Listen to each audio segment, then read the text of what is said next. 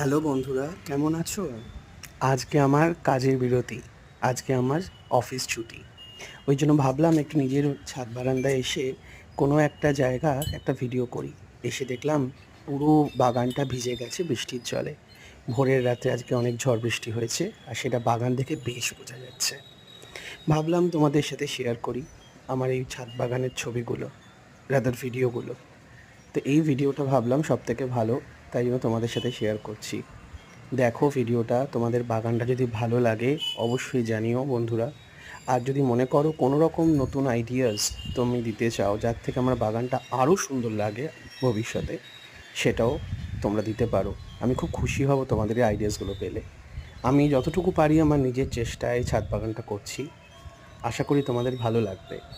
দেখো চারিপাশে সবুজ আর সবুজ, আমার তো বেশ লাগছে। তোমাদের কেমন লাগছে জানিও বন্ধুরা।